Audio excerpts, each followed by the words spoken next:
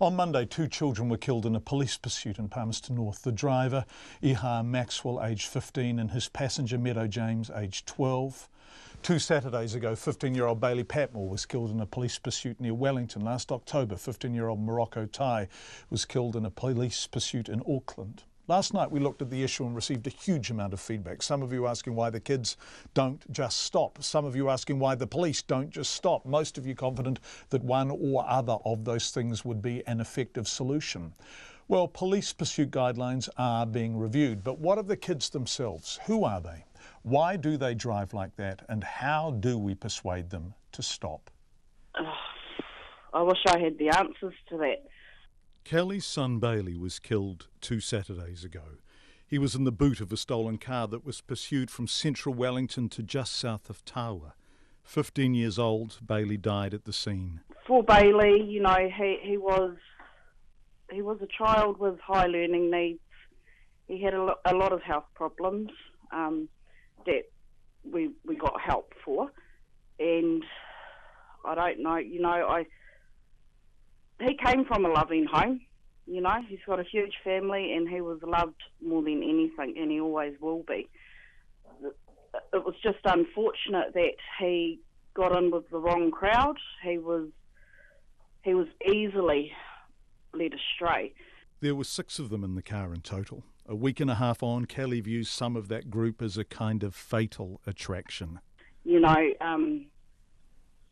a while ago he mixed in with the same crowd that he was with that night, and he came away from them for about 6 months, and all he did was come home, play the game. You know, he was at home, he was with us. It was just unfortunate that afternoon he, for some reason, left the house and never came back. Nor did Morocco Tai, who went out and did not return last October. Also 15 years old, also killed in a police pursuit, also in a stolen car, also, according to his stepsister, lost. He just got mixed up with the wrong crowd. And I think maybe he would have been persuaded by his mates saying that it's cool to get out there and be noticed. Be noticed? Yeah. This is a different world for most of us. We spoke to Breezy for about 15 minutes and sensed a sharp mind and a good heart. So I asked her, what do you want to be, Breezy? That's a question I ask myself every day, and still to this day, I don't even know what I want to be. Life is, you know, really hard. You've got a kind heart, though, Breezy. You must have dreams. Do you have dreams?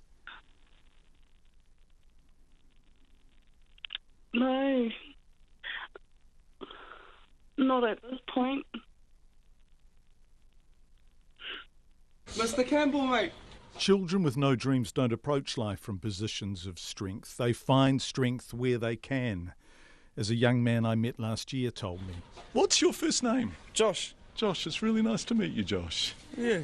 And who's this little person here? That's my son, Braxton. Josh was 17, Braxton, his lovely baby, almost 1. And Josh, before he became a dad, this is what he was doing when he was aged... 12, 13. Stealing cars, doing everything. Stealing cars at 12 or 13? Yeah. Robbing shops. You name it, I've done it, eh? Crashing cars through walls. Everything. You're telling me the truth, aren't you? Nothing but the truth, sir.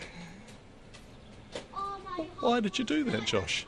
Me? Fucking hell, I was just troubled, eh? Somehow, against all odds, Josh got untroubled.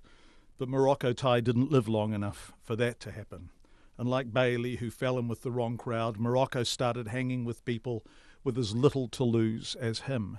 People that his friends are like, they don't care if they go to, like, juvenile, or even if they die, those are the people that don't really care. They've got nothing to lose. He had those type of friends. So they don't care if they end up in prison? No. They don't care if they get in trouble with authority, and they don't care if they're chased by the police? Yeah, they don't care. And who's making them care? I asked Josh and Breezy almost the identical question. Breezy this afternoon. Is anyone telling these kids they love them and that they should aim high and that they should try and look after themselves? Who's giving them those messages? No one but their friends. And Josh, last October.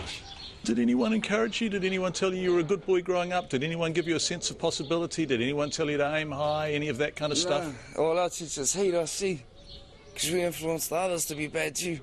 So when a cop pulls them over or tries to, what do? They drive off fast and they get noticed and they get talked about and they become someone. And also, did you not care really whether you lived or died? Is it? It's not more or less caring whether you lived or died. You're just pretty much not even in that mind state. You're not thinking about dying. You're just thinking about cracking it really, and then coming home. Or not coming home, as was the case for Bailey 2 Saturdays ago, for Ihaya in Palmerston North on Monday, to whom Breezy is distantly related, and for her stepbrother, Morocco. All boys 15 years old, all of them now dead. You know, when you're hanging with these kids, what do they talk about? Cars,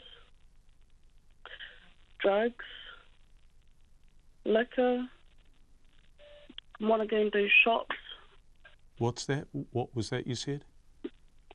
They want to go, to a shop and take things like, the smokes, money, alcohol. So crimes? Yeah.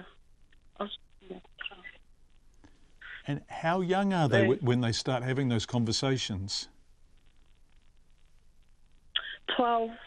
Breezy remembers it because 11 years ago that was her. Somehow, some strong part of her knew better. And when her girlfriend stole a car... I went back home. I didn't jump in the car with them. Because I knew what I'd be getting myself into. So you could have jumped into a car that was chased by police? Yes. What car, Breezy? A Honda. And what happened to that car? It got left out. One of the girls crashed, and she was left in critical. There were 3 of them in the car.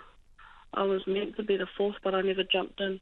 The choices we make when we're young and lost. 2 weeks ago, Bailey did jump in. His mum kept begging him to stay at home, but he was bored and restless and wanted some fun. And, of course, when he went down to Porirua City, he had bumped into some people, and from then, I don't know what happened.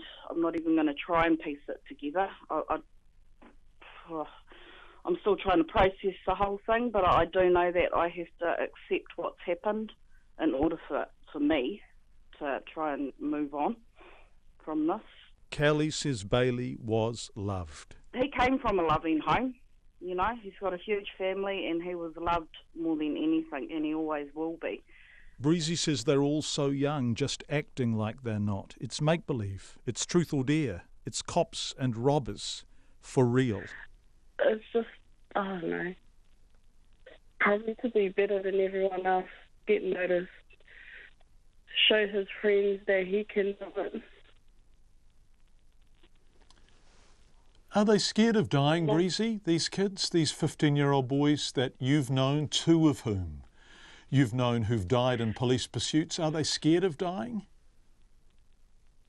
Deep down, I know inside they are, but in reality, they will, they'll try and, I don't think they're scared of dying when they show it to other people, but deep down they are. That is Breezy, who is Morocco's stepsister and Ihaya's distant relative cousin through her grandparents. Both 15-year-old boys died in police pursuits in stolen cars.